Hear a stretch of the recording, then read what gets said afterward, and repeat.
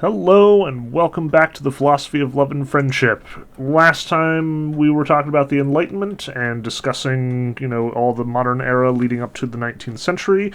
And we went on and we were talking about Goethe's The Sufferings of Young Werther, talked about it in extensive detail.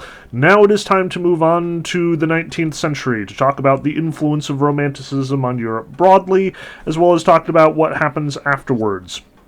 We got a lot of 19th century thinkers we're going to be talking about in very quick succession.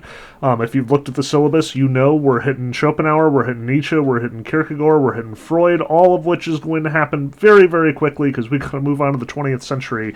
So this 19th century presentation is going to be simultaneously contextualizing those thinkers that we're going to talk about, is going to be sort of coming back and circling back around to some of the ideas that we've talked about in the past that we kind of need to address where they have moved to.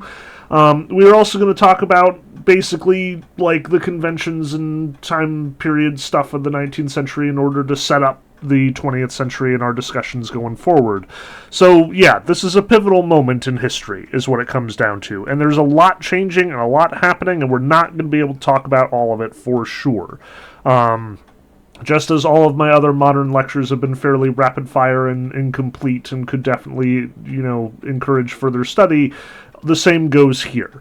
So with that in mind, I want to start basically right where we left off in the Enlightenment with the Industrial Revolution. Last time I talked quite a bit about how the Industrial Revolution is this era of great technological change and innovation, very much the product of the scientific revolution, but it also has some major downsides for a lot of the actual people at the bottom of the ladder, the ones working in the factories getting maimed by machines, or, the child laborers who are, getting choked to death by horrible fumes with no protections and, no OSHA, no any kind of legislative body looking out for their interests. And on the one hand, the Industrial Revolution, goes hand in hand with Enlightenment philosophy. Again, if we're going to solve all of our problems with science, it makes sense that we're going to solve all of our problems with technology as well. And we very much ended on the note of, hey, the American Revolution is putting Enlightenment philosophy into practice. It is taking all of the theory that has gone up until this point, all of these philosophers and thinkers talking about, government and using rationality to govern us rather than, old school monarchies or bloodlines. Now we are going to have this document that will effectively run the entire country for us. And I should note that, this is the great success story of the Enlightenment. But the other side of modern philosophy, the other side of the Enlightenment's legacy, is considerably darker. As much as the American Revolution is frequently framed, especially in American textbooks, as this courageous and, plucky group of revolutionaries overcoming the efforts of the British to suppress and, overtax them, declaring their independence and building a new nation on Enlightenment principles where everyone is free and happy and so on and so forth, we should stress that as much as that is kind of nonsense, as much as this was very much like rich Americans looking out for rich Americans first and foremost, and some people benefited and some people actually kind of got off worse as a consequence, the French Revolution is the other side of this. If the theory is, hey, the American Revolution would have been a complete success if it wasn't for the fact that, so many different people groups were excluded from rights based on, the blind spots of the various, American revolutionaries, we should stress that the French Revolution kinda just failed for its own reasons. And even to say that it failed is a strong term. The French Revolution is ambiguous in its legacy. To this day, you walk around Paris or the rest of France and you'll find monuments to the French Revolution. The French are legitimately proud of, the revolution and the various things that have transpired. The rest of Europe is in some ways indebted to the French Revolution as introducing democracy and republics and, undoing monarchies all around the continent. The French Revolution is a big deal, and its legacy is a mixed one. But I want to stress that for the people in the moment, it wasn't so much mixed as a terrifying era in history that everyone was just, lucky to survive, assuming that they did, because, many didn't. The American Revolution is posed as a basically planned ordeal.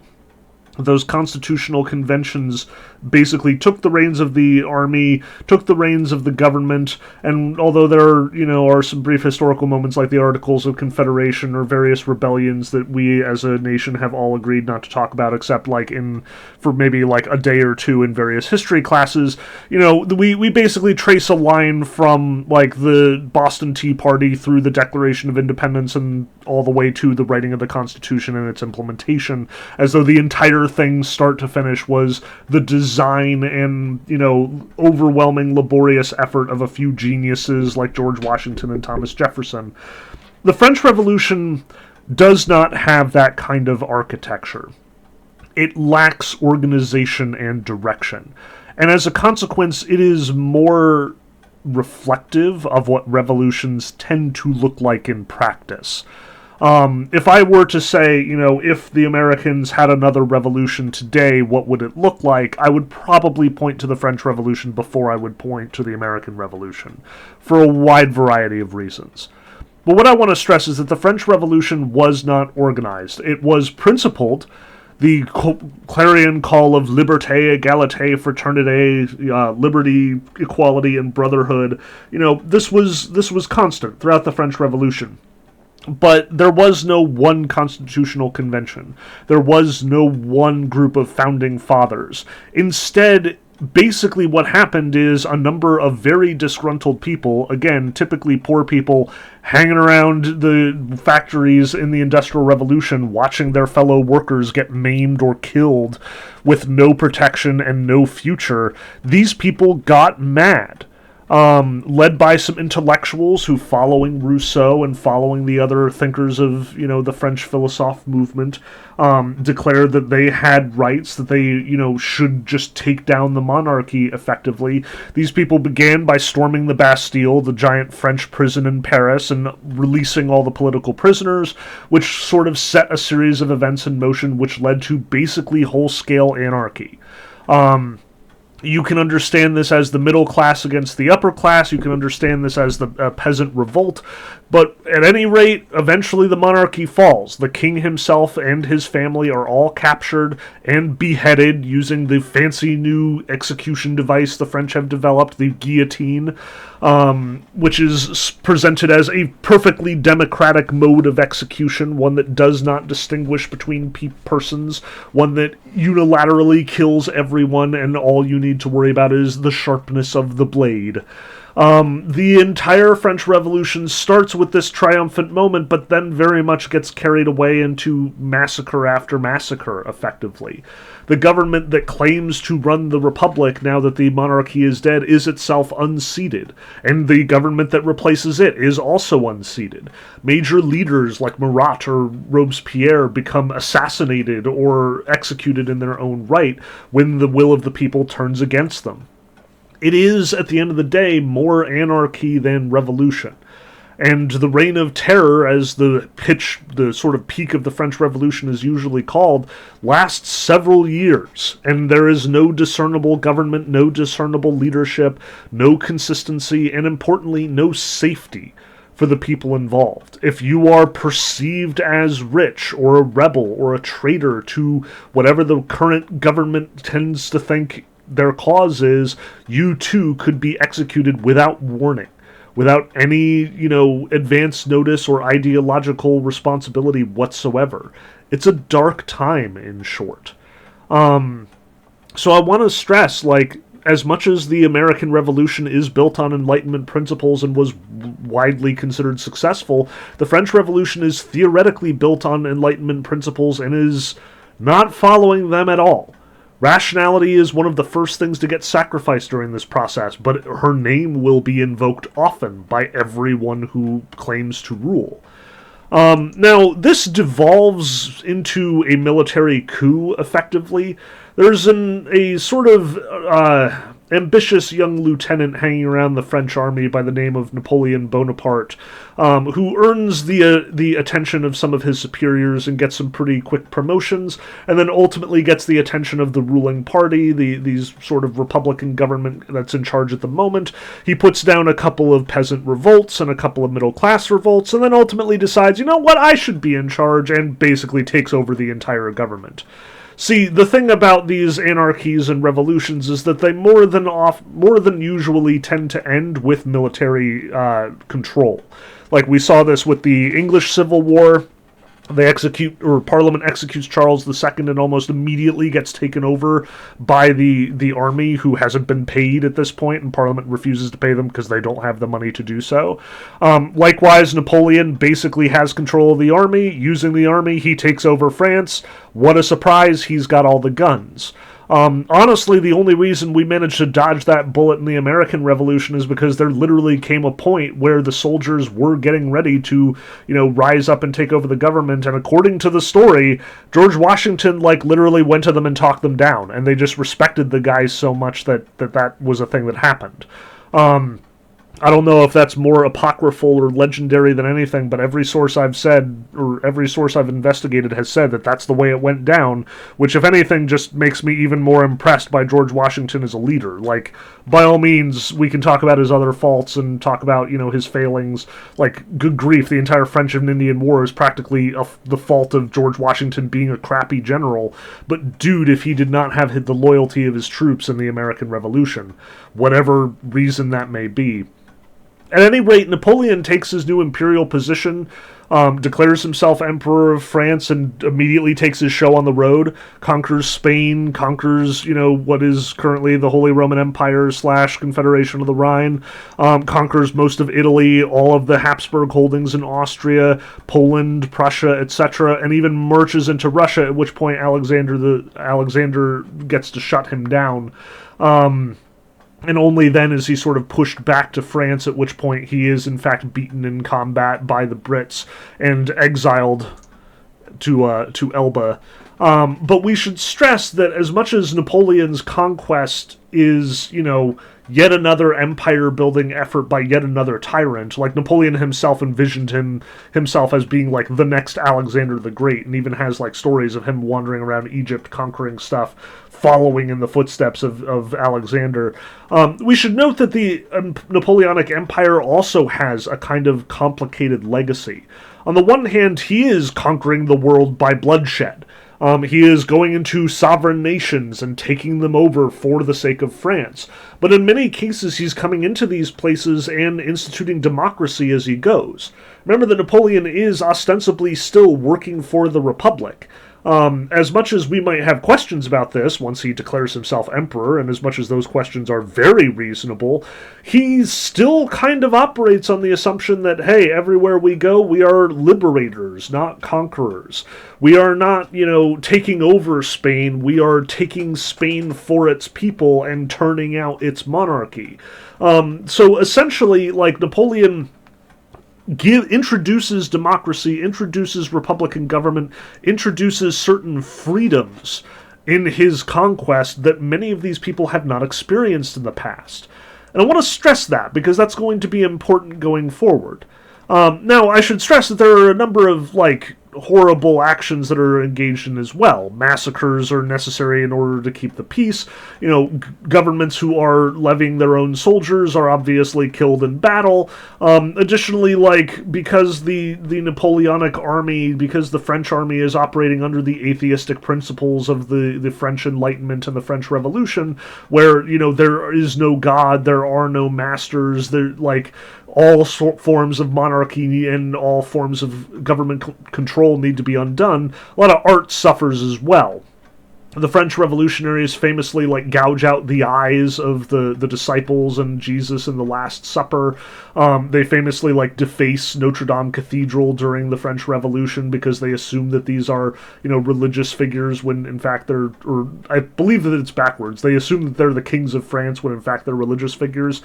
It's a mess. It's complicated. Again, I want to stress there are multiple ways to interpret this. This could be the mad empire building of a tyrant. This could be the, benevolent, conquests and liberations of a truly democratically minded person. Again, history is messy. There are multiple ways to interpret this story. If we haven't figured that out yet, now is probably a good time to reiterate that. But again, I should stress, despite his era of conquest, he does get beaten. He gets sent to the island of Elba, but his legacy continues.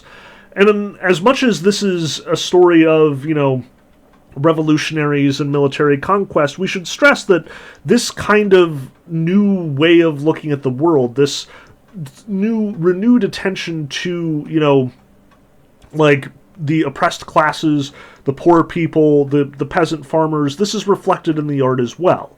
Like, we just got through reading and talking about Goethe's The Sorrows of Young Werther. We should stress that, like, the revolutionary tenor and tone of this book is very much happening at the very same time as many of these revolutions are going down. It's first published in 1774, as you can see here, i.e., as the American Revolution is getting underway, as the French are, increasingly restless with their current form of government. The Romantic movement very much gets attached to this revolutionary movement in Europe in general. And as much as we talked about Goethe as sort of like a proto-romantic, as much as, the Sturm und Drang movement introduces many ideas that will get picked up and adopted by Romanticism, by the early 19th century, you have full-fledged romantics sort of building and iterating on the ideas that we've seen in Goethe and the Sturm und Drang movement. But I should stress that there are some significant differences. Like, we saw Werther as the kind of paradigmatic romantic hero, tragic, suffering, feeling his emotions very deeply, not fitting into the Enlightenment world of bureaucracy and order and logic. Byron kind of rebuilds the romantic hero and his Childe Harold first and his Don Juan later, as well as Byron himself kind of lives his heroes' lives. All of these represent a sort of new romantic ideal, and the romantic ideal that becomes sort of more entrenched as time goes on. Byron and Don Juan are famous romantics. They are lovers. They seduce women, or are seduced by them in Don Juan's case, because the women themselves, are engaged in the seduction. They have grand adventures, in far-off exotic lands. They go overseas and engage in military conquests. They are restless souls who are dissatisfied with the Enlightenment world and thirst for more. And this becomes kind of typical of the Romantic movement. Like, you can see this throughout French literature, throughout English literature, throughout German literature, throughout Russian literature. Anyone writing between, 1810 and 1860 probably is going to either incorporate or discuss these romantic ideals, to recognize the value of the romantic hero, even if you're in some way opposed to them. We, hold these characters, these figures who are moved by their strong passions, who do heroic deeds and make heroic conquests, and we turn them into the center of our narratives. And in some sense, Napoleon himself is understood and interpreted as a romantic hero. Like, Dostoevsky spends a lot of time in some of his more realistic novels talking about these young men carried away with the idea of Napoleon as the great man, like Werther, who seems to be drunk or mad to the outsider, but in fact changes the face of Europe with his own personal intellectual convictions. It's noteworthy that, what used to be understood as the inevitable progress of history, where the Enlightenment thinkers like Kant would say, we are on the cusp of utopia, we have been marching steadily to this moment, and now it is upon us. On one level, it's kind of hard to square that with, okay, and here's this guy who takes over Europe and, decides to do whatever he wants with it. But at the same time, this same guy is operating as liberator. Maybe this is the change that was necessary. Maybe this is the fulfillment of Enlightenment truth, or maybe this is the denial of it. This kind of puts the entire world of Europe into a very sort of difficult historiographical position. Are we actually at the end or the beginning of history? Are we actually fulfilling the Enlightenment or repudiating it? And the Romantics are kind of wrestling with this. You'll notice that the Romantic movement in general has a very different attitude, a very different sort of portrayal than the Enlightenment thinking that has come before. Just as we have all of these arguments between Werther and Albert, sort of the paradigmatic Romantic hero and the paradigmatic Enlightenment foil, likewise, you can see in the art movements themselves the way that things have changed, and in short time, for that matter.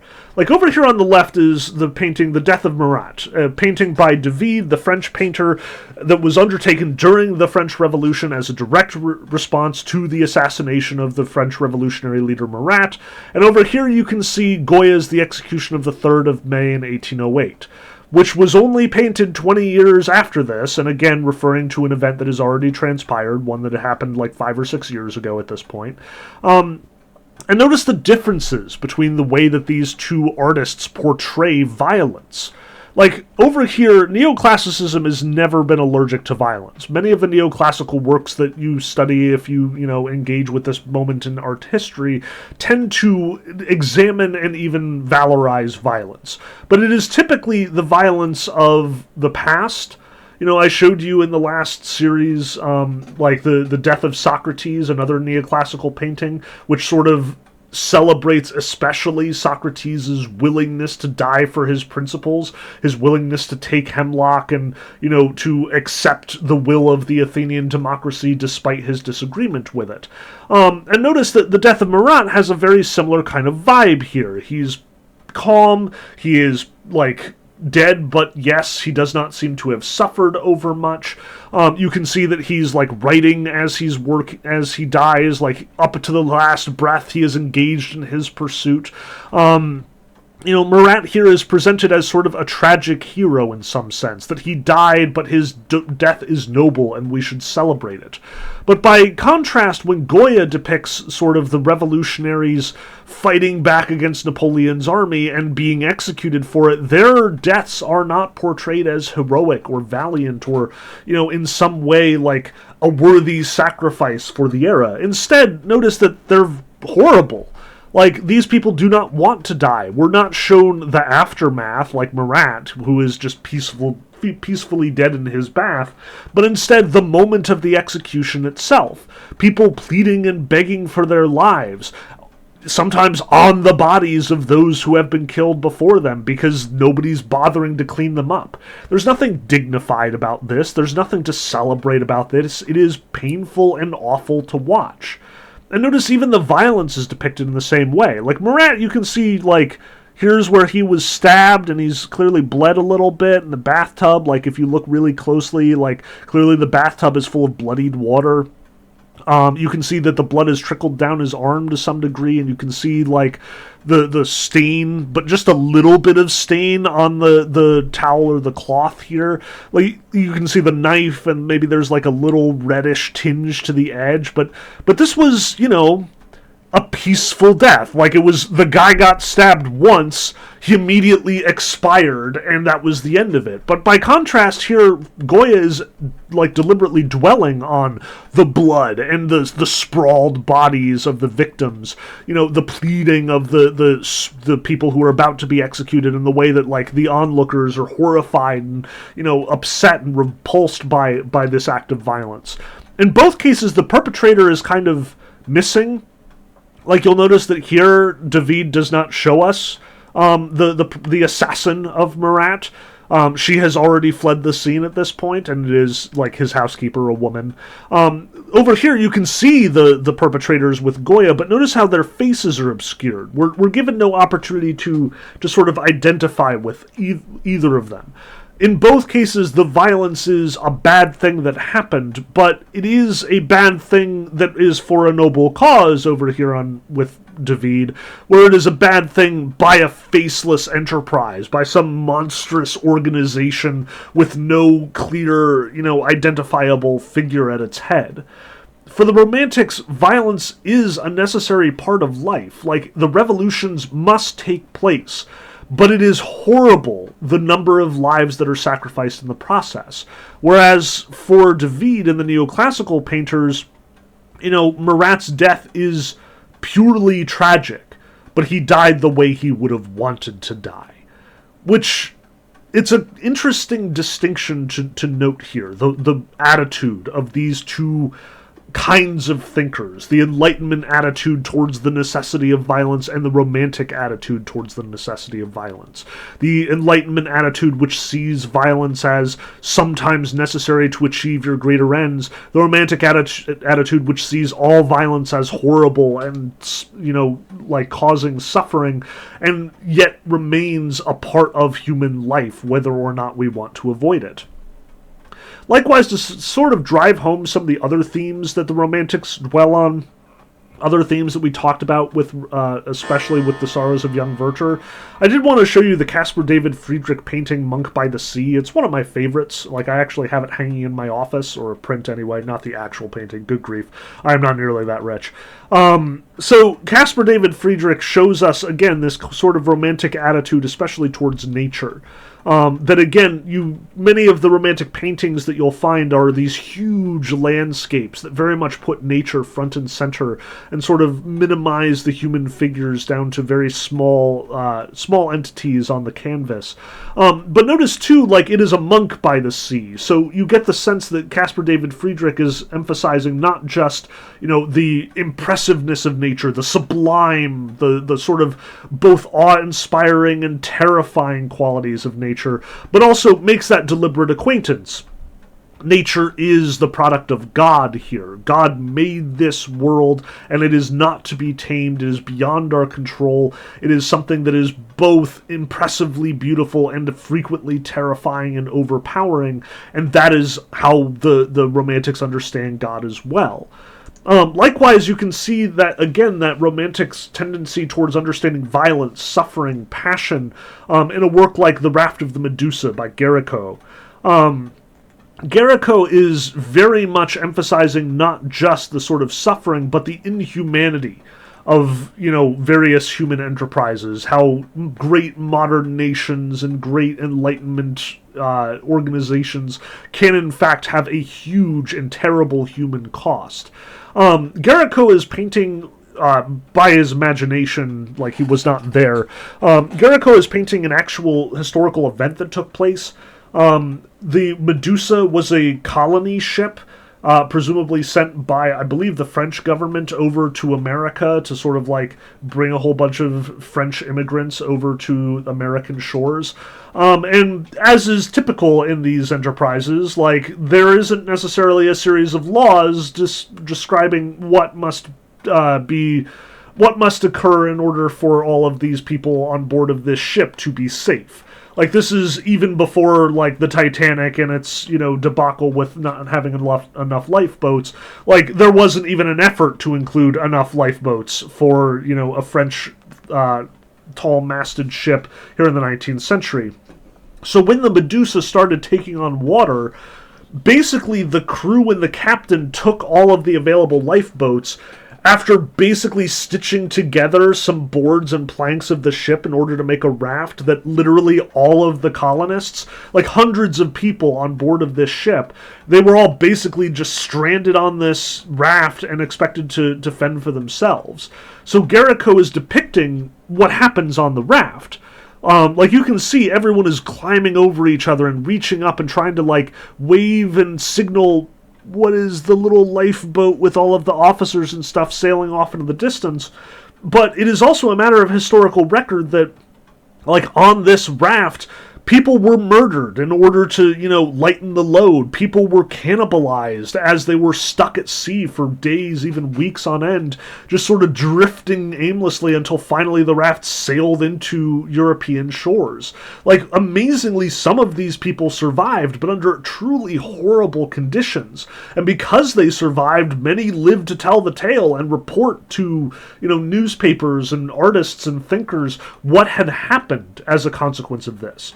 Like, when the lifeboat carrying the officers and the captain sailed into port, presumably they did not bother to explain everything that it had gone down. Like, they made a necessary but difficult decision, followed protocol, and saved, the important people who, were in fact in charge of the ship. But then when a whole bunch of people show up on the raft, oh boy do they get in trouble.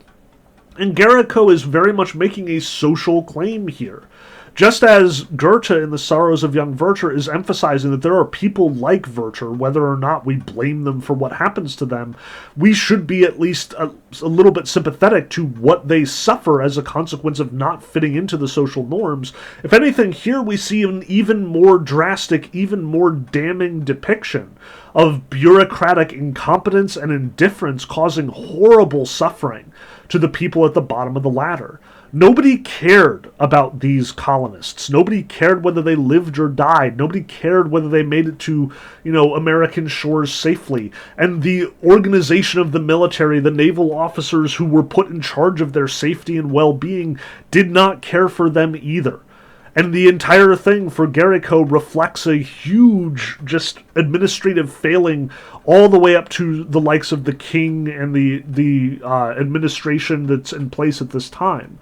So this is why we are killing our kings, killing our administrators, killing rich people in the French Revolution, because we are sick and tired of this kind of indifference, this widespread treatment of the lower and middle classes as though they are expendable or just tools to be used in the, chess games between these great empire builders and leaders.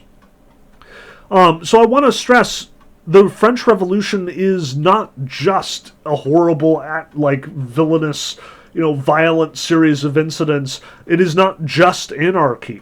To some degree, this is also the sort of I don't even know how to explain it properly. The revolution is in the air in more than one way. Revolution is necessary. As much as Géricault and Goya and the other romantic painters abhor violence, as much as they, spend painstaking effort depicting how horrible these circumstances are, it is to avoid another raft of the Medusa that we are engaging in such revolutions, that we are, systematically eliminating the leaders who have let these things happen. But that said, this spreads into philosophy as well. Hegel, too, is sort of carried away by the spirit of revolution. His great masterpiece, The Phenomenology of Spirit, is supposedly written while the French Revolution is in its deepest throes. That he, evacuates the city, where he's writing The Phenomenology of Spirit on the eve of Napoleon's invasion of it.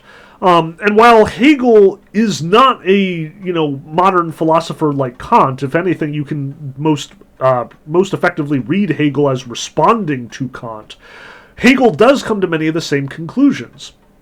Hegel also, like Kant, like many of the modern thinkers preceding him, sees history as being like this logical chain of events, this gradual and progressive movement, and that it is bringing us to this era where, some kind of utopia will be reached. The last chapters of the Phenomenology of Spirit, like Kant, proclaim this new utopian era that we are on the verge of reaching. He too believes that we have reached the final phase of human development and that, perfection is right around the corner. But unlike Kant, who believes in this gradual logical progression, that we are reaching utopia because, we have reached scientific awareness and can now understand things better than ever before, for Hegel, that understanding is only possible through violence and change. The Phenomenology of Spirit and most of Hegel's writing takes advantage of this rhetorical/logical movement that philosophers call the dialectic.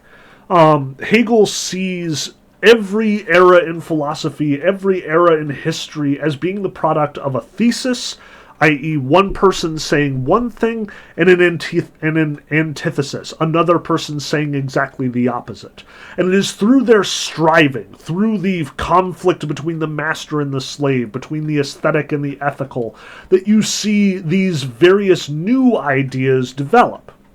You start with a thesis, you are immediately summon its antithesis, the two struggle and fight and develop a new secondary thesis, this new synthesis of thesis and antithesis, in a violent and simultaneously mobile process that Hegel refers to as Aufheben, or what English translators usually refer to as a sort of sublimation or overcoming. So Hegel is saying, yes, perfection, yes, ideals, yes, utopia, yes, progress and development, but all through violence instead of non-violence, which is something that many other thinkers are going to sort of take note of and develop. So Hegel is usually pointed to as a romantic philosopher in that respect, that he is writing in the 19th century and he writes the same sort of grandiose, magnificent treatises that Kant does, and he has an equally impressive influence on the culture to come. But it doesn't change the fact that for Hegel, change comes about through these strivings, through these competitions, through violence of some form or another. For Hegel, the French Revolution is necessary to achieve utopia, where for Kant, it was probably a horror that he wished that he could have avoided. Which brings us once again to Napoleon sitting on the island of Elba, being sad and wishing that he could take over his empire again. Again, like, Napoleon actually does manage to come back from Elba and makes another pass at taking over Europe. So, yeah, he gets his second shot for sure. But all this to say, like, right here in the middle of or at the end of the French Revolution, as Napoleon is sort of bringing French Revolution ideas to everyone throughout Europe, it's noteworthy that many of the intellectuals and many of the artists and many of the thinkers are embracing these ideas.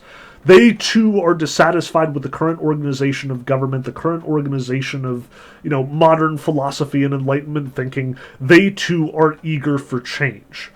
And this kind of gets reflected in the history of Europe throughout the first half of the 19th century, just in the cycles that you can see.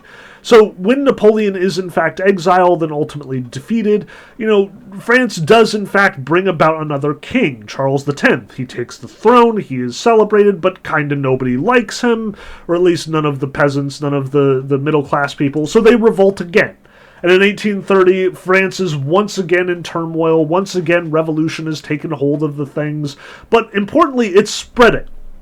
It's not just France that is revolting at this point. It's the Netherlands, it's Poland, it's Switzerland. All of the monarchies are starting to be subject to revolts and revolutions. Peasants and middle-class people dissatisfied with these, authoritative figures who rule supposedly by blood and God's rule. These people are no longer satisfied with that organization, and revolution is spreading throughout Europe. Many of these places were places that Napoleon conquered and, quote, liberated along the way. They got their taste of democracy, and they want it back, damn it. So the July Revolution is, in fact, put down, and a sort of new king is raised up, Louis Philippe. He is supposedly not part of the original ruling class, so, he's raised up from the sort of, middle class, and therefore, he is supposedly more attentive to middle class needs, so maybe we don't overthrow this one, but no, we totally do. And in 1848, France has this huge revolution in February, and importantly, 1848 is the year that all Europe ends up revolting.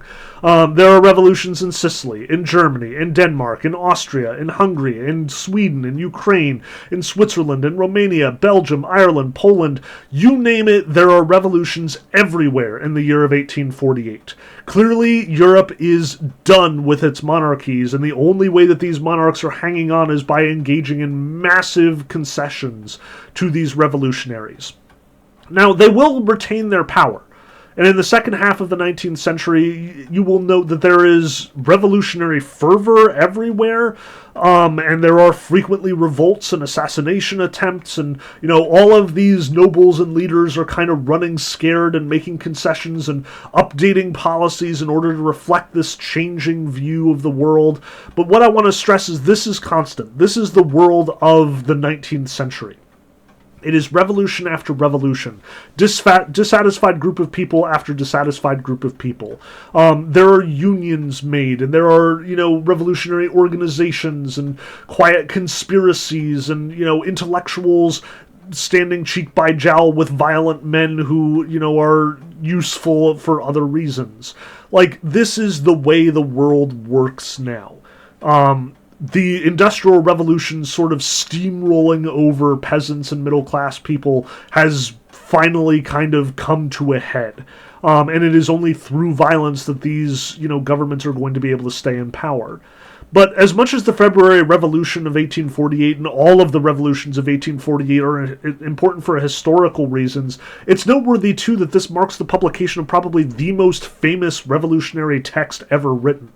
1848 is also the year Marx and Engels published the Communist Manifesto, and kind of entrench the idea that not only violence, as Hegel talked about it, but carefully directed violence is not just some sort of philosophical principle for bringing about change, but it is economically necessary to bringing about the utopian world.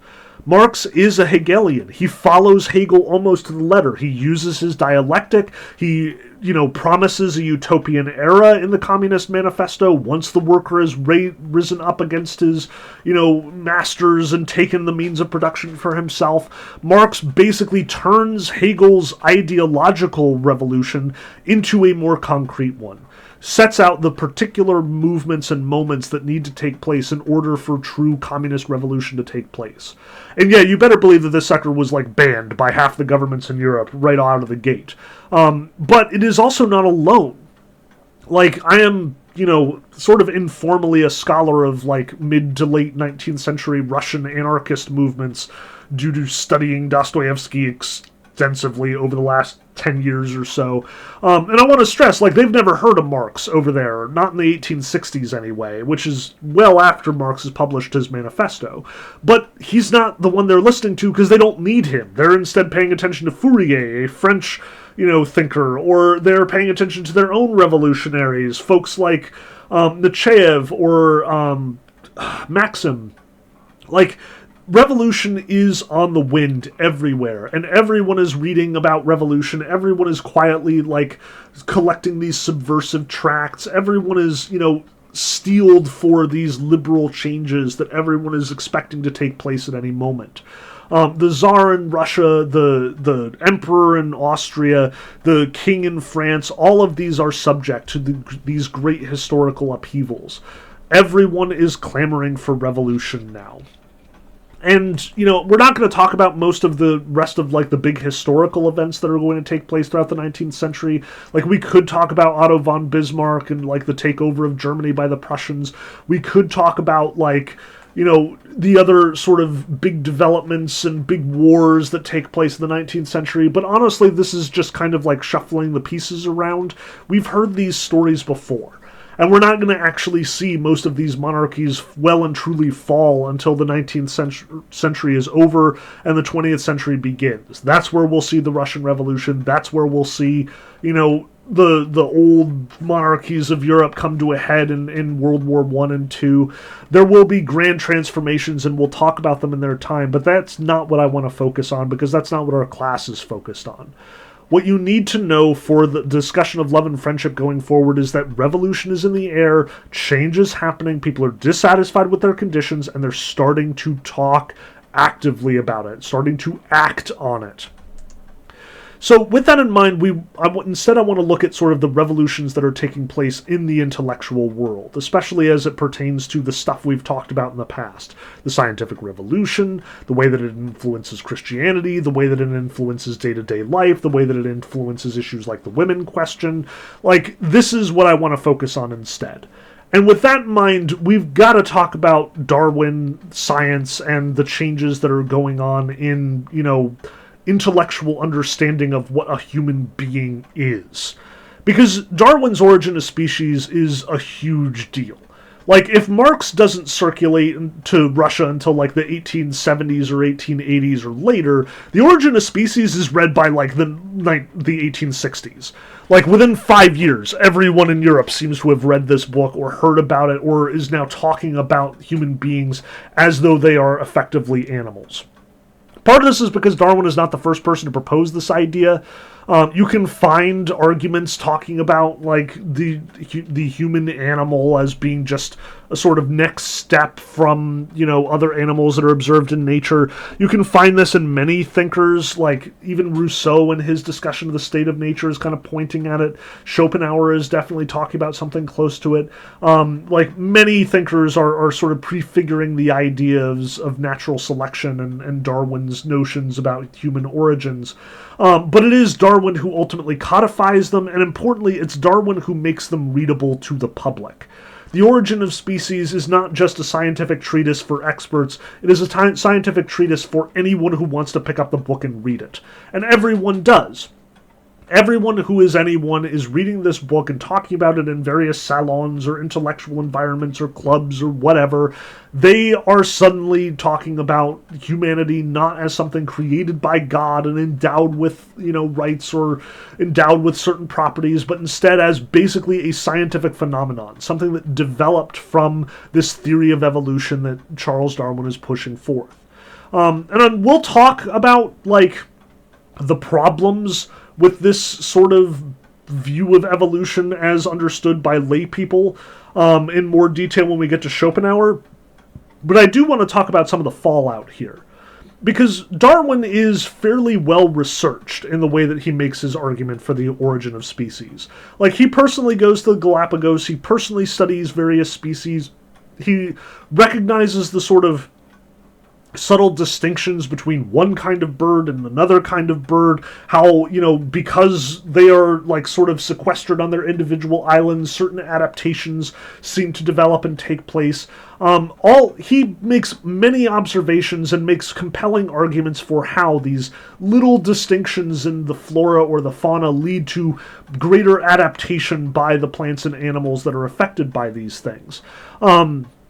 And he conjectures that, this probably includes humanity as well, though that, again, is a harder argument to sell. What I want to stress, though, is that where Darwin roots all of his observations in the world around him, where he roots them in, his observation of the natural world, other thinkers will not be so careful. This represents a move away from the scientific method. Again, we talked about it. The scientific method as understood by Bacon, by Descartes, and by other thinkers in the 17th century like Isaac Newton, the basic principle here is once you have a hypothesis, you test it. You test it frequently. You have people test it all over the world, and once everybody has come up with the same conclusions of the test, you can start theorizing about, maybe this is a universal law.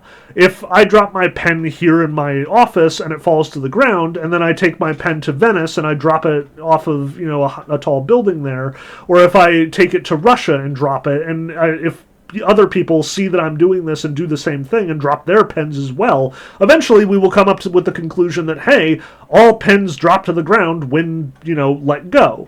And then maybe we extend it to bowling balls or feathers or, peanuts or whatever. And eventually we come up with the universal law of gravity.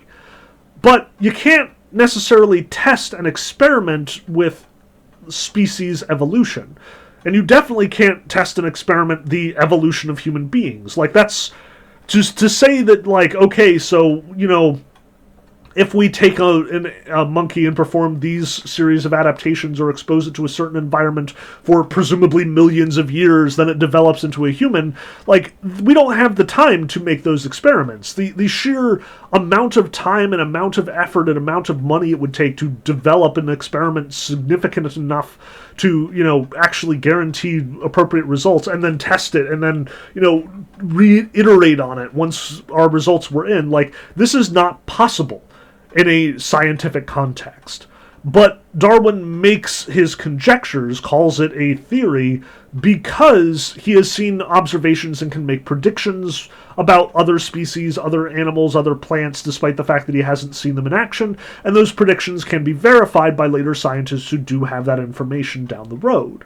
The theory of evolution is, at the end of the day, more tenuous than something like the law of gravity, but it is defensible because there are multiple examples of this, theory being demonstrable, in the natural world. We do, in fact, have, especially with species with smaller lifespans, there are extensive experiments conducted on fruit flies or plants that demonstrate sort of the passing of genotypes and so on and so forth. The whole thing together is a bit of a slippery slope argument, stitched together from a number of different observations, but it is rooted in good science. By contrast, the people who read Darwin and carry him to his extensive human conclusion, the ones who say not only are humans evolved from animals and from apes, but actually some humans are more evolved than others. This is where it gets freaking dangerous and very dubious, and where the arguments of science sort of disappear and fade into the pre-assumptions of, human beings who want to demonstrate that they are better than others. The ideas that sort of spring up around this are frequently referred to as social Darwinism. Darwin's own cousin, who was not a trained scientist but quite the PR person, himself published multiple books on the subject of how white people are superior to black people, how, there are inferior races like those found in Asian nations or the Native Americans, and consequently it is up to the white people to teach them, to beat them into submission, to basically force them to evolve by cutting them off from their original societies and their original circumstances. So you can see in this political cartoon, again, I suspect that the artist is more on board with social Darwinism than, we might be, but less on board than many of his contemporaries. Notice that we have this depiction of a kind of hierarchical relationship. Here are the good white students who already know their lessons. Here are the, various American protectorates, Hawaii and Puerto Rico and Cuba, who need to be schooled into the white people's ways. And over here we have, the Native American who can't even read his book right side up, and, there's the Asian getting ready to come in the door as the question of whether or not American intervention should extend to China, Japan, etc.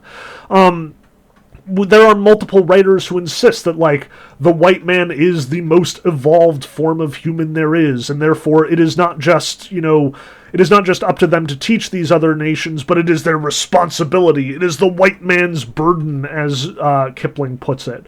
And therefore, many of these 19th century white people start adopting policies where they do try to basically beat the culture out of the other races.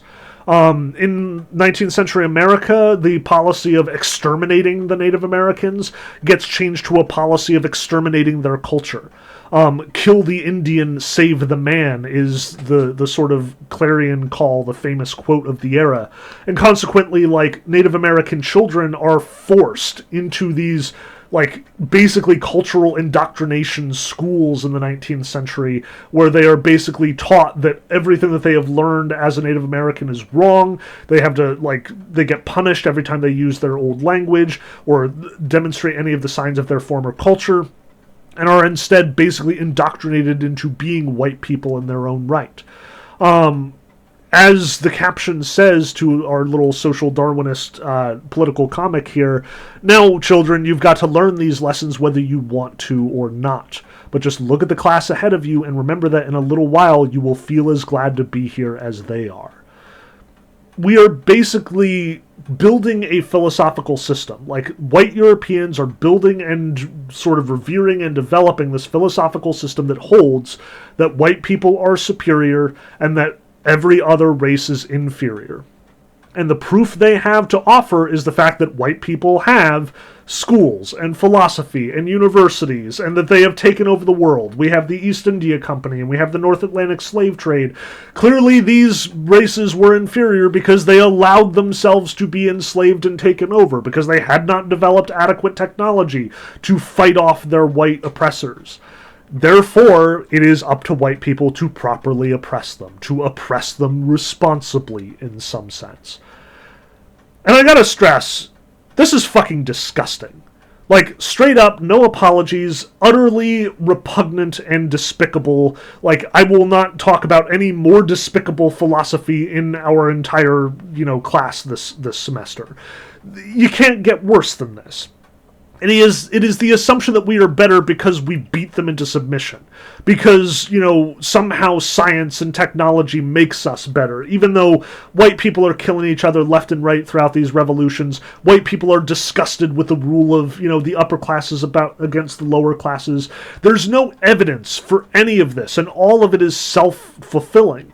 There are tons of, quote, scientists practicing social Darwinism who are studying things like the shape of the head, phrenology, which basically boils down to you can see the superiority of the white skull versus the black skull or the Native American skull, like just by the sheer shape. And the shape is already, proven to be inferior because obviously white people are already superior, so here are the examples of what a good skull looks like because we took them from white people. Like, the whole thing is tautological nonsense. It's all disgusting. I hate it. It's all just basically bullshit justification of racism, using scientific language to justify it without using any scientific reasoning whatsoever.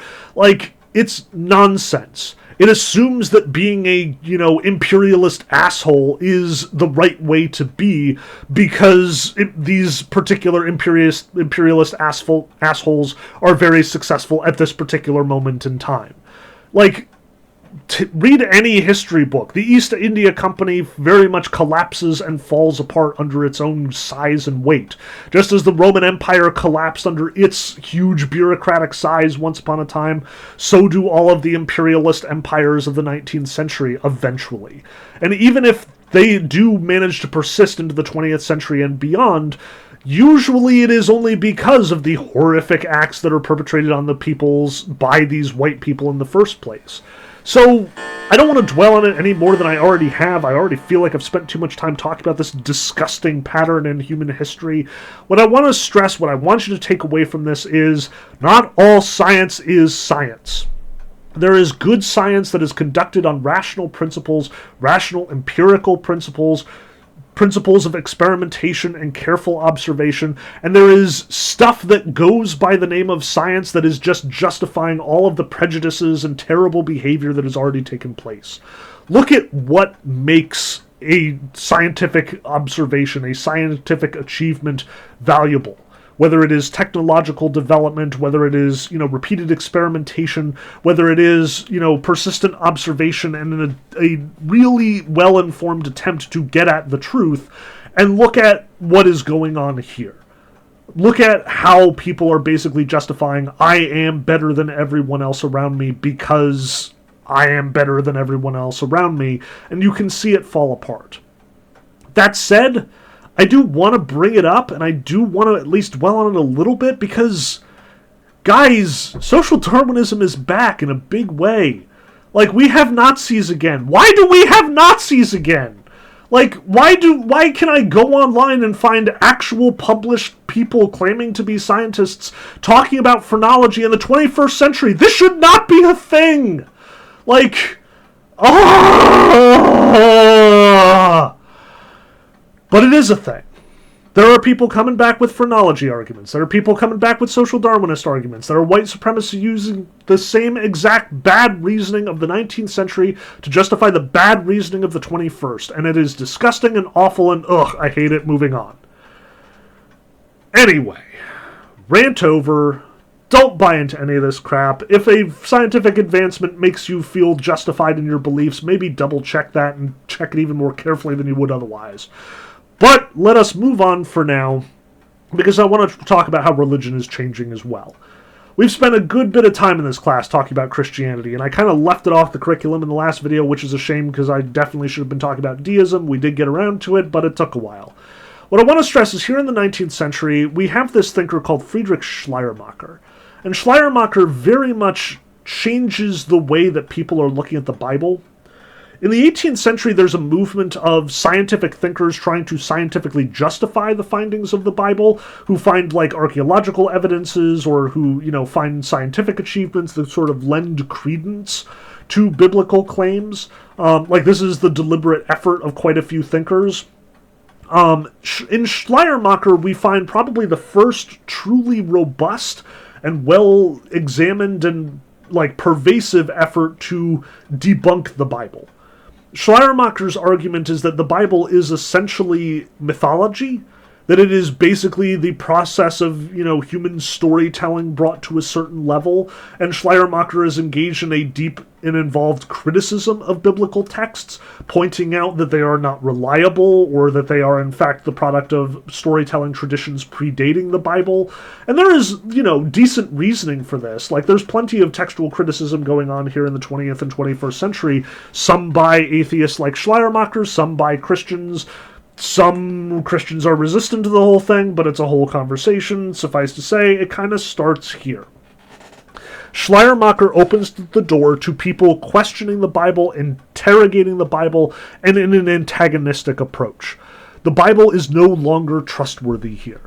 If the 18th century is marked by the deists, the people who believe that, like, science is incredibly trustworthy, but the Christians aren't terribly wrong, it's just that God made the world, and then he, like, left all of the scientific processes in place, and he doesn't interfere with human affairs, he doesn't, like, bring about miracles anymore, he's done with that. That was all a product of the creative period.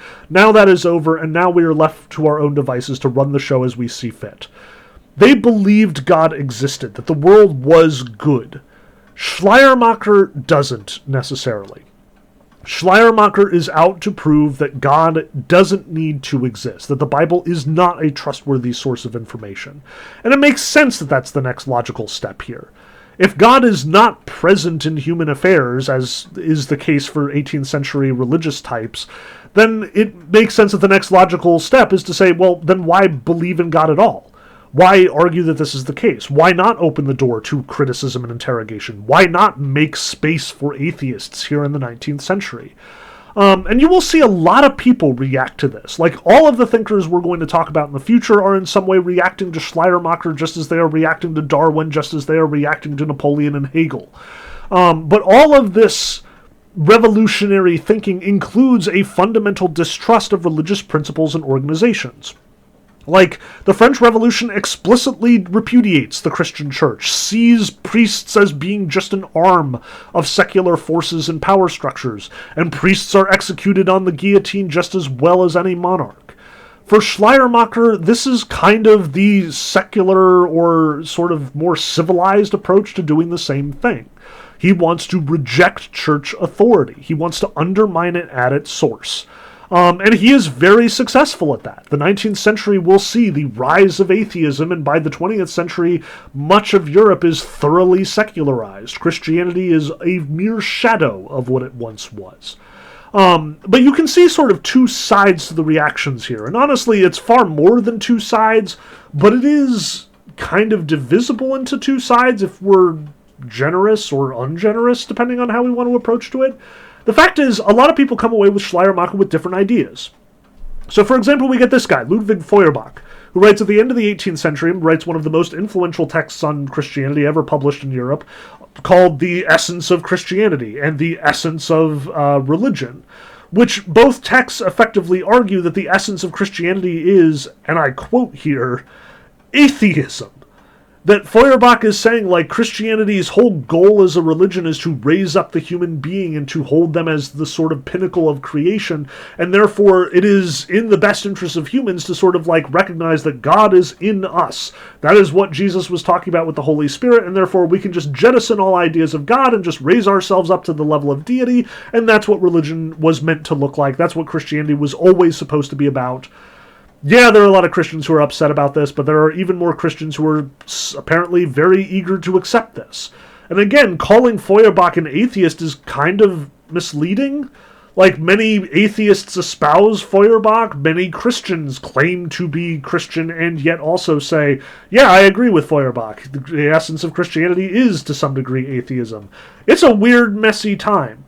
Likewise, our philosopher, Arthur Schopenhauer, who we'll be reading and discussing in a little bit, Schopenhauer also has a staunchly atheistic view of the world. Like, he rejects the idea of God altogether. But he does prefigure many of Darwin's arguments in arguing that, like, basically all of, human behavior can be explained according to the principle of survival, the will to survive, as he calls it. Or the will to power, as, he frequently refers to it. He basically says that there is no God, there is no spirituality, humans are fooling themselves about being higher beings or being rational. At the end of the day, they're all just selfish monsters who are out to get as much power for themselves as they possibly can in order to guarantee the best chances of survival and the best, control of, like, property and wealth and so on and so forth. So we have people who say that religion is atheism. We have people who are like, no, there is no religion, there is only atheism. And we got folks like Nietzsche who turn atheism effectively into a religion, who say that, like, it is our responsibility, like, it is upon us as great individuals who can see past the lies of Christianity to, like, break Christianity at its fount and put, the new religion of the new man into place, which we'll talk about in its own right as well. By contrast, you also have quite a few defenders of Christianity. But in many cases, these defenders also transform Christianity in some way, such that it becomes kind of difficult to say, all right, so is Feuerbach defending Christianity or attacking Christianity? Is Kierkegaard defending Christianity or attacking Christianity? Like, all of these thinkers are basically changing the way they talk about Christianity, changing Christianity itself into a variety of different potential ideal forms. But is any of this the Christianity that existed before?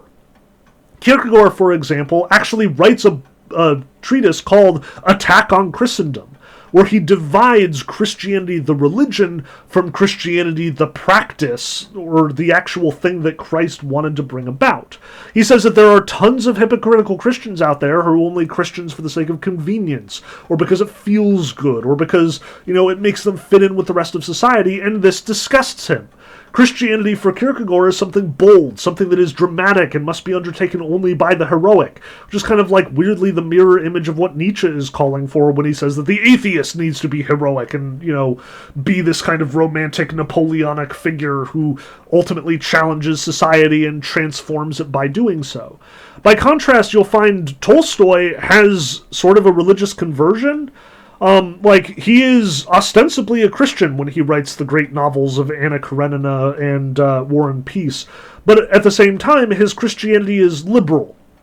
He sees Christianity as being the faith that gives spiritual strength, but at the end of the day is sort of rooted in, mysticism and superstition, and you can jettison those beliefs without necessarily doing damage to your faith.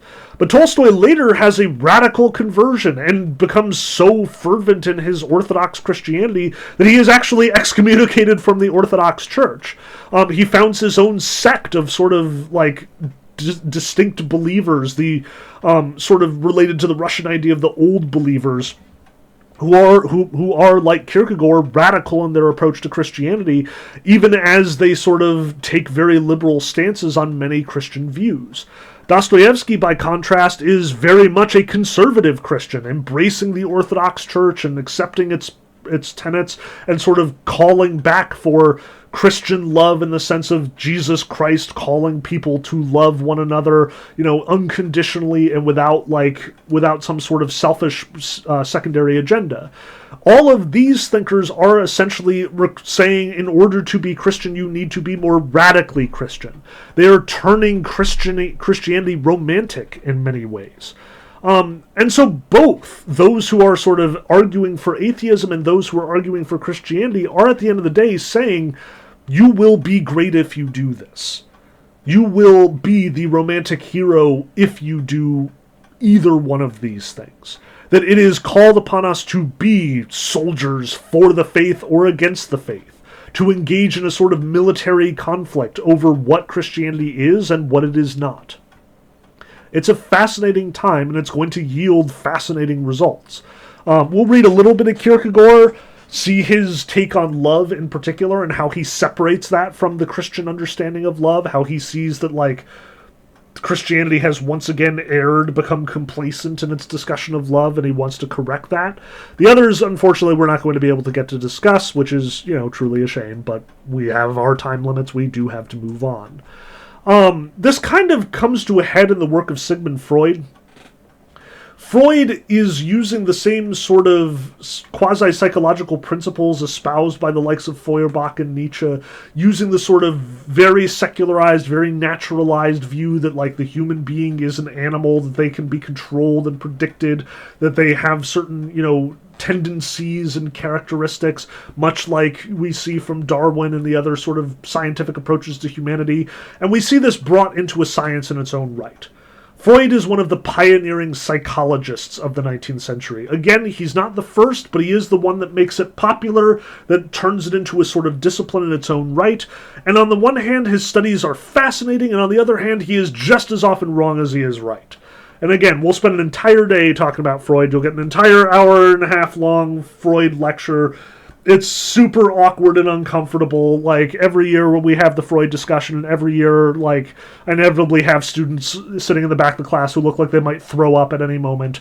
Like, it's gross, weird stuff, and it's fascinating, and we need to talk about it because you cannot talk about 20th century understanding of love without talking about Freud's understanding of sexuality and how it relates to love.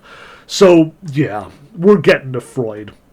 But again, just as someone like Schopenhauer is arguing that the human being is essentially just a selfish animal trying to justify its own behavior and using the sort of fig leaf of rationality to justify selfishness, Freud is essentially coming up with a rational explanation for why human beings have neuroses, have psychological hang-ups, have sexual hang-ups. All of this for Freud is a matter of study, and now human behavior can be subjected to the same scientific processes as, the force of gravity, or optics, or any of the other hard sciences that we've discussed. He very much pioneers the methodology that will one day be adopted by present-day psychoanalysis and beyond. We have therapists today because of Freud in the late 19th and early 20th centuries. Once again, the human being is being dissected in a new way and with a new methodology behind it.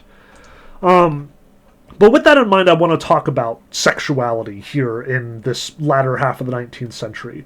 Because the world that Freud is talking about, the world that most of our thinkers are talking about, is frequently referred to with sort of the broad, sweeping generalization of this is the Victorian era. We're going to hit Foucault in a week or so, depending on, again, the pace that we're proceeding in the class. And he's going to specifically refer to, the 20th century and we other Victorians. So, again, it's important to sort of get the reference point here because, again, this is a really important moment for understanding the relationship of love, sexuality, and all the things we've been talking about up to this point. Queen Victoria was the ruler of England for basically the entire second half of the 19th century. She had a very long rule, and it was especially remarkable as a time of great scientific advancement. Her husband, Albert, was famously into scientific developments and famously learned, and Victoria just, hung on his every word, and he died tragically, and it's this whole thing. But at the same time as the scientific development and scientific progress is taking place, Victoria insisted on some fairly prudish social conventions, which very much caught on throughout the entire European world and America as well. Throughout the 19th century, and especially throughout the latter half of the 19th century, there was an increasing concern with issues of obscenity and prurience.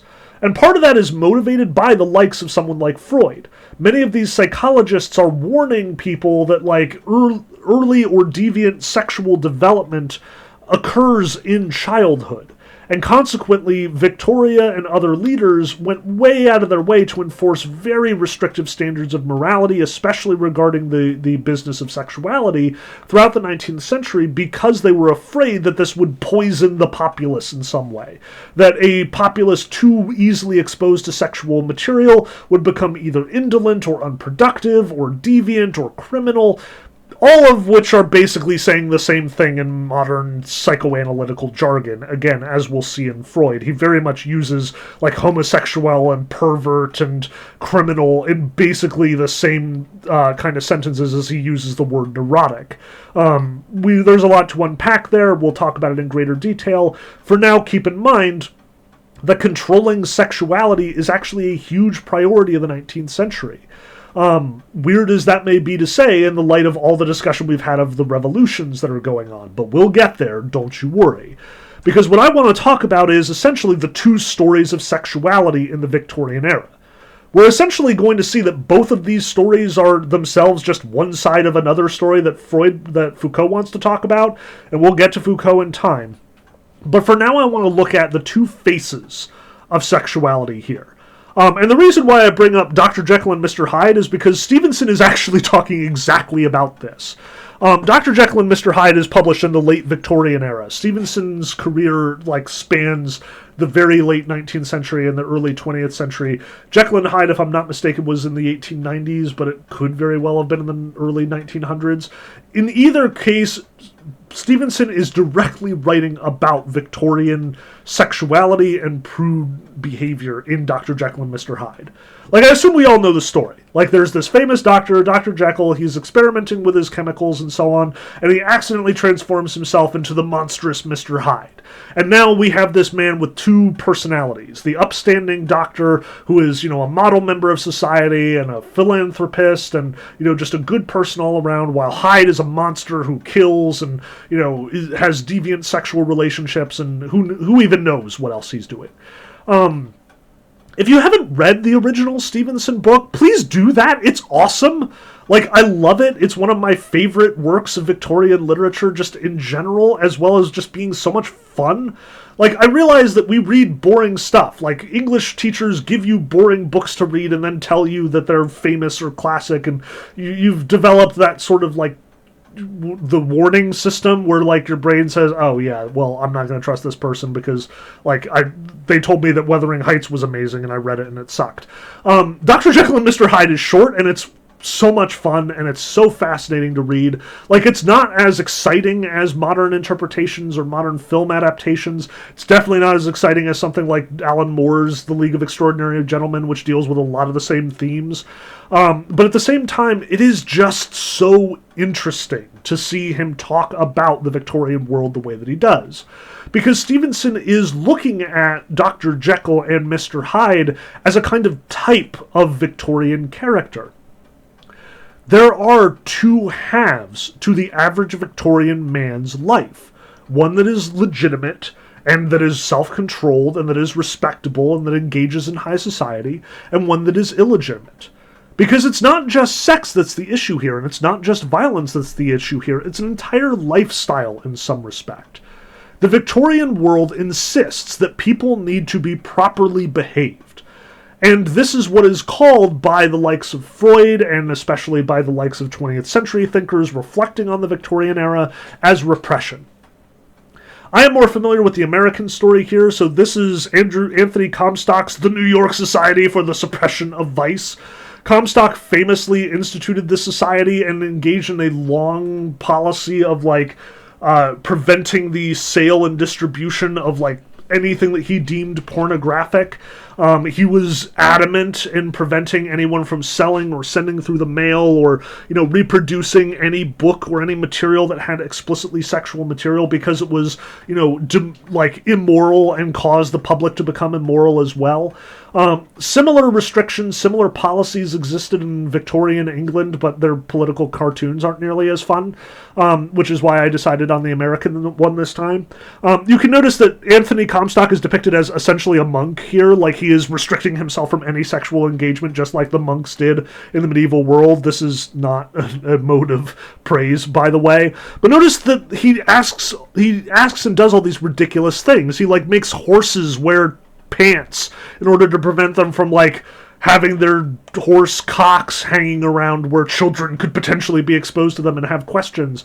Or he, like, dresses up dogs and cats so they don't have sex on city streets, which, again, is a fairly common occurrence. This is a thing that happens, like, especially in 19th century cities where, animals are roaming free pretty regularly, like dogs, cats, pigs, horses. Their sexual organs are just there for the seeing, and you will occasionally encounter, like, dogs fornicating on the side of the road, which we can't have that, so we're going to drive off the naked French poodle with his, code of conduct.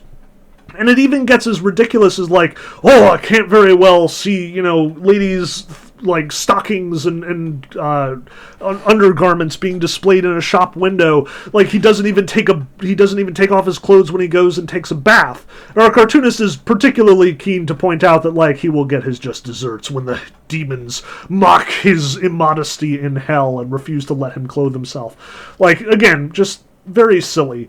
But on some level, there is a motivation towards this. Anthony Comstock is able to get these policies approved because there's a significant portion of 18th or 19th century, voters and thinkers and people who are behind this policy, who think that it is immoral and disgusting and repulsive to have all of these indicators of sexuality in everyday life, who are in fact disgusted by shop windows depicting ladies' undergarments because, what will the children say when they walk past on their way to school or on their, as they're walking with their governesses or their mothers and fathers.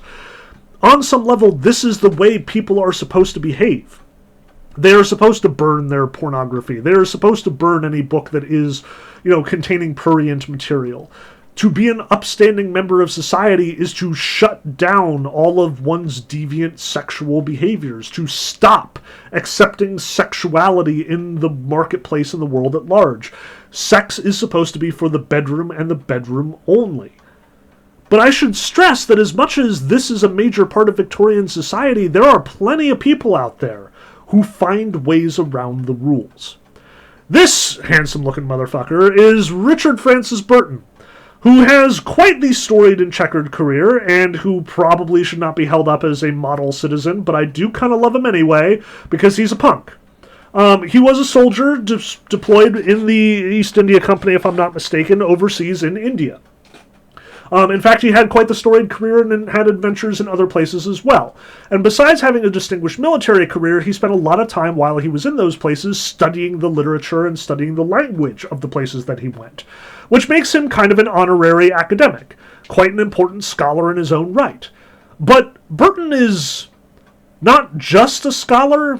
His scholarship exists for deliberate purposes.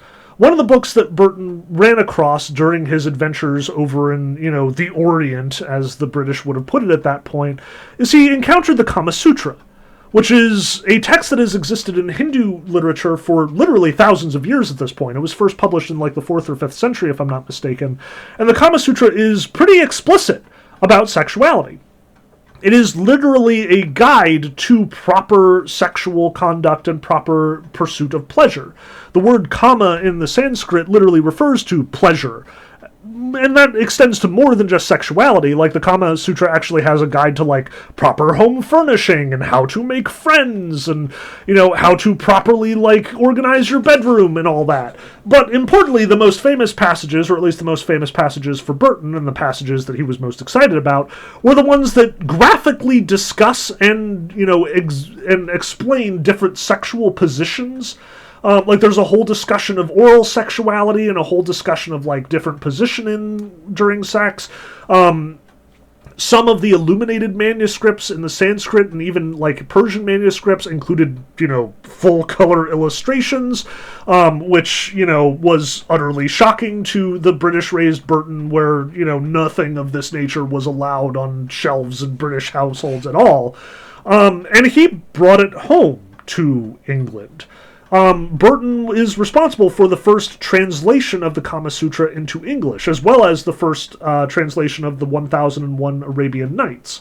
Both of these he introduced to the British public, and he did so under the auspices of being scholarship.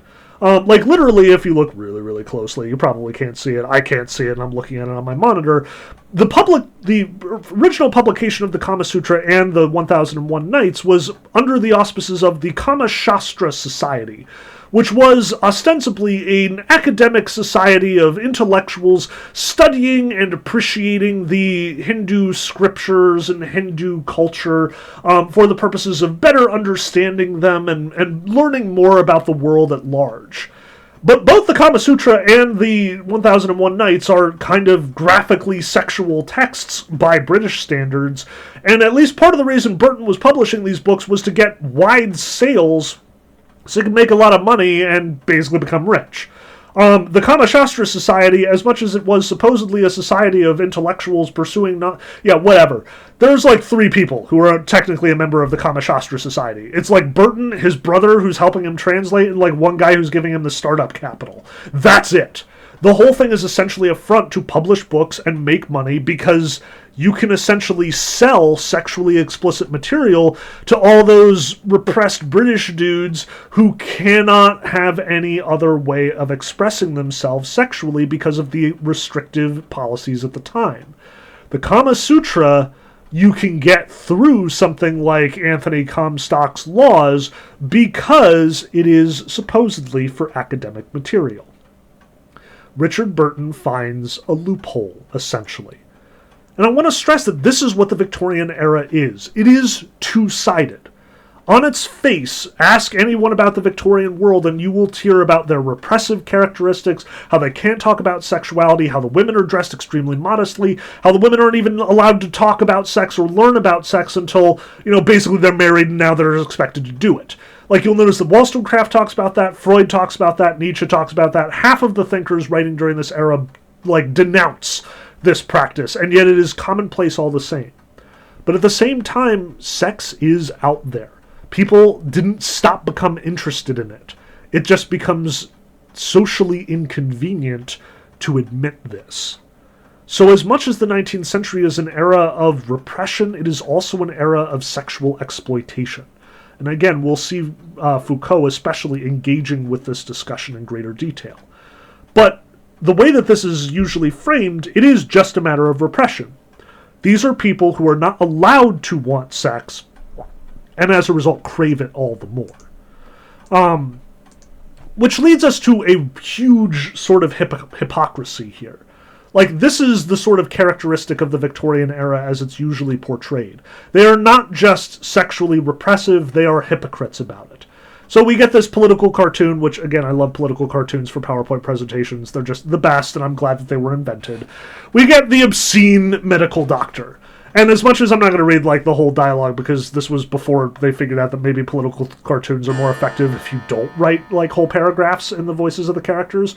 But we basically have, a publisher who's going up to this guy and being like, hey, we can make so much money if we publish your, supposedly anatomical treatise, and they can't even, slap a fine on us because you're an actual medical doctor, so what are they going to do? This is a textbook, right? And we will make sure that all of the depictions of the female genitalia are in their, careful and most lovingly presented illustrations. It's absurd, to the point that Byron, in his famous poem on Don Juan, there's this wonderful stanza where he talks about this kid is being raised with a classical education, because that's what you do. You teach your kids the classics. You make them read Homer, and you make them read, Horace and Ovid. But, importantly, you can't let them read all the sexually explicit parts. So Byron talks about how, his teacher found this special volume that has all of the, sexually explicit material from all of the myths and all of the classics stuck in the end in an appendix, which saves the trouble of an index. It just becomes easier to find all of the sexually exciting stuff because they put it all together in the back. You don't even have to go looking for it anymore. It's a strange time here in the 19th century. And there are questions about whether or not some of these people are publishing sexually explicit material, whether it's because it's for the purposes of learning or because we actually want to, propagate some sort of immoral behavior, or because we just want to make money. Nobody is following these rules, in short. Just like I talked about last time, and just as I talked about in our discussion in the medieval world, sometimes there's some huge question about whether or not the laws that are on the books are in fact being practiced, whether or not the people who claim to be moral or upstanding or sexually restrictive are in fact any of those things. Recent historians have gone back and investigated the career of Anthony Comstock, the guy who founded, the Society for the Restriction of, Prurient Material in New York, and found out that part of the reason why this was the case was dude was apparently, a compulsive masturbator. He couldn't stop masturbating and saw sexual, material everywhere, and it affected him so badly that this is why he was preventing everyone else from engaging with it. This was personal for him. So, yeah, the whole thing is just a giant mess. It's very wildly hypocritical. It's absurd. And that brings us to the way that women react to this. Because, again, this is a revolutionary era. This is after Mary Wollstonecraft has published her Vindication of the Rights of Women, and more women are writing, more and more women are publishing, more and more women are having their voices heard in some respect. So the Victorian era is also weirdly the time of extremely modest dress and fashion where women are expected to cover themselves up 100%, and like they're even designed to wear corsets and undergarments that take forever to take off, so it becomes impossible for women to have liaisons with men because the whole thing has to be carefully organized and carefully orchestrated, and it'll take like a full hour to get her out of the dang corset in the first place. But then it's also an era of the blue stockings, women who radically reject the conventions of the day, who wear pants and trousers and who smoke cigars and who go to radical revolutionary meetings and, talk at the same fevered pitch as any of the young men. This is an era of change, is what I want to stress. An era where no one sort of pronouncement is going to give you the whole picture of what we're looking at. On some level, I wanted to present the Victorian era as an era of two stories. One repressive, one exploitative. One that is, upstanding and genteel and moral, and one that is the dark underbelly, the Mr. Hyde to the respectable Dr. Jekyll. But at the same time, it's so much more than that. This is where my ability to tell you the story of history is going to start to fade away, and why I'm not prioritizing it anymore. Why I don't think it's terribly important to talk about the Crimean War or Otto von Bismarck or any of the major 19th century leaders. Because at this time, you can find everything if you go looking for it. The laws of the day are only a veneer over a whole world of vice and corruption. Part of why the Dr. Jekyll and Mr. Hyde distinction is made is because many a Victorian man with a respectable job and career are in fact hiding addictions to heroin or opium, who are hiding sexual misconduct, even pedophilia, who are hiding, huge, horrible misdeeds that they've done in their past. This is all just sort of normal and accepted. And people just look the other way as much as they supposedly insist on everyone conducting themselves according to this high standard of morality. This is to say that the Victorian era claims to be moral and isn't. That at the end of the day, this is probably one of the most immoral eras in European history that we've yet to talk about, insofar as we can see immorality as being directly a product of its own hypocrisy. The claim to morality is part of its own immorality in some respect. Going forward into the 20th century, though, it's going to get even messier. And there are going to be a lot of caveats going forward in the 20th century, but we'll talk about that in its own time. For now, as we read the rest of the 19th century thinkers we're going to discuss, as we encounter Schopenhauer, Nietzsche, Kierkegaard, Freud, and even Foucault's sort of retroactive look at the 19th century and 20th century and his discussion in the history of sexuality, just be aware, there's a lot going on here. A lot of voices with conflicting agendas and conflicting views, a lot of new expressions of sexuality, of religion, of politics. Everything is in flux because everything is challenged. Because the old forms are being gradually swept away. Because people are dissatisfied with the way that the world is going, as much as people are promising utopia to them. So be aware, there isn't one story of philosophy in the 19th century. There are many. The Romantic era brings about a new era of subjectivity where one person's experiences, no matter how divergent from the norm, are considered valuable and important, and consequently, more and more people are getting a voice. This is what we in the philosophical biz call postmodernism, effectively. Talking about the modern age, it's easy to sort of think that, that extends from the Renaissance to the present. That we're modern, right? This is the modern world, the modern era. But for philosophers, we kind of draw a line in the sand between the modern world, the one that holds rationality up as being the whole, objective truth. This is the arbiter of what is good and what is moral. But here in the 19th century, we see a shift.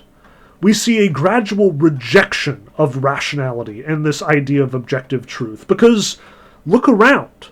The French wanted rationality and they got violence and destruction and anarchy.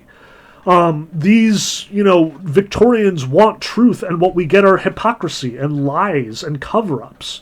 Maybe truth, as we've formally understood it, isn't all it's cracked up to be.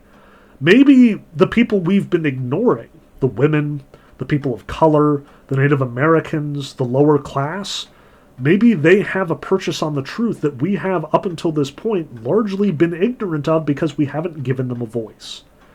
So here in the 19th century, as much as there are restrictive codes of morality and there are governments trying desperately to claw to whatever power remains to them, you will also find radical individuals, thinkers, and perspectives that totally challenge these established ways of looking at the world. And this is postmodernism. Postmodernism rejects the idea that there is one truth that governs us all, or at least is very, very suspicious of it. It rejects the idea that one person can tell us what the capital T truth is.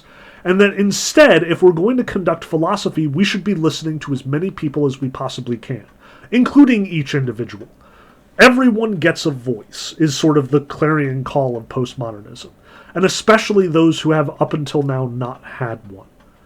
So postmodernism, as much as that is a complicated term, and we'll definitely be talking about it more and in greater detail later, as we venture into our thinkers like Schopenhauer, like Nietzsche, arguably even like Goethe, start to think of these not as being in the same camp as the likes of Kant and Wollstonecraft, who insist on rationality and a sort of one governing morality that governs us all, and instead pay attention to how competing ideas are recognized as valuable in their own right. How Nietzsche can make a wild, divisive claim, and that is a good thing, even if the claim itself is nonsense. Because challenging ideas, tearing down the existing power structures, that's the goal of the New World. That's what it means to be postmodern. That's why we revere these particular thinkers. Not because of what they tell us that is true, but because of what they expose to us of what is false. And many of these postmodern thinkers are, like we are, interested in history, interested in reinterpreting and re-examining the old conventional narratives, looking back at stories like those of Socrates or those of Roman power at the end of the empire and questioning, did we get the story right? Is it true that Socrates was a traitor, or is it true that he was not, or are both stories wrong altogether? Is it true that the Roman Empire fell because of the gluttonousness of its leaders, or is it because of other more systematic, more social issues that we failed to recognize? These are what the questions that a lot of folks are going to be asking, and once we get to the 20th century, we're going to be looking at the 20th century through the lens of one of these thinkers, Foucault, who very much has his own sort of spin on how we've interpreted history, and specifically how we've been interpreting it wrong. So, again, we got a lot more to read, and a lot of perspectives that are not necessarily going to agree with each other, and it's going to be difficult to find the common thread. But that is the common thread. The common thread here is diversity. The common thread here is that there is no common thread. The common thread is that every voice is valuable, no matter how insane it might seem to sound on the outside. Maybe white people don't have, a monopoly on the truth. Maybe if we listen to the people who the social Darwinists are calling inferior, we might all be advanced. But that's a conversation for next time. I look forward to talking about it with you soon.